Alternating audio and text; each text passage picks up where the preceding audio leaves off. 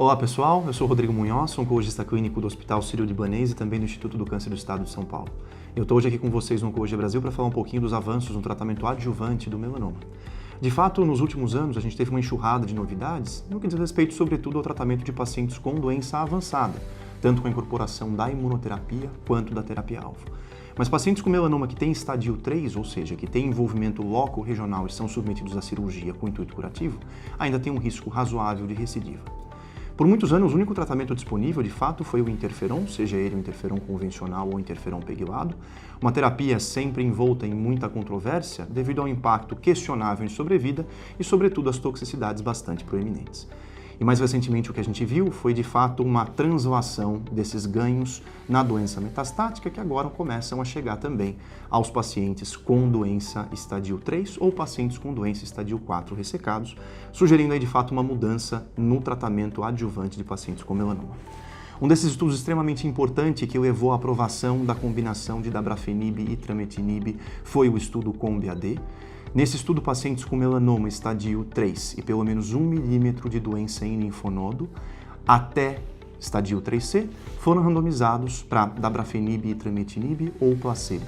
E o que se viu foi um ganho significativo em sobrevida livre de recorrência, com uma diferença na proporção de pacientes sem recorrência em 3 anos de quase 20%, um hazard ratio de 0,47, e também uma diferença que até o momento não cruzou a barreira de significância estatística, mas com quase 10% de ganho na proporção de pacientes vivos em 3 anos, um hazard ratio para a sobrevida global de 0,57, que ainda deve ser encarado como um resultado preliminar.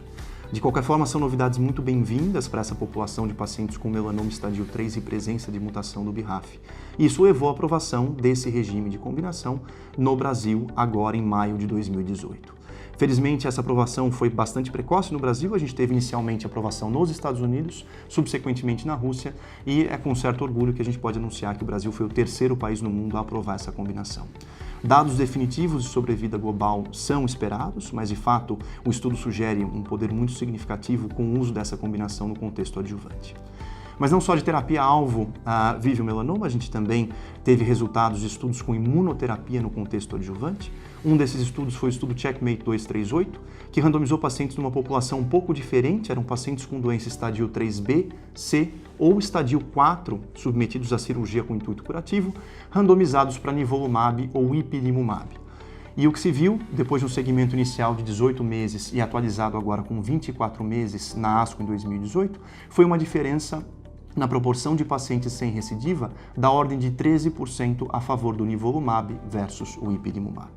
Um outro estudo que também avaliou o impacto da imunoterapia com agentes anti-PD-1 no contexto adjuvante foi o estudo Keynote 054.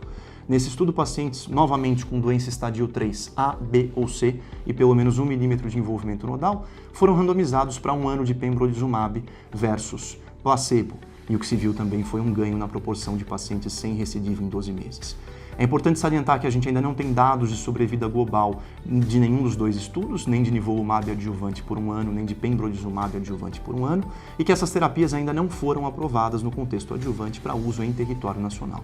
Então o que a gente tem disponível agora, em junho de 2018, é o interferon, que persiste como uma alternativa e que naturalmente vai perder espaço com essas novas aprovações, ou o uso por 1 ano da combinação de dabrafenib e trametinib com base nos resultados do estudo COMBI-AD.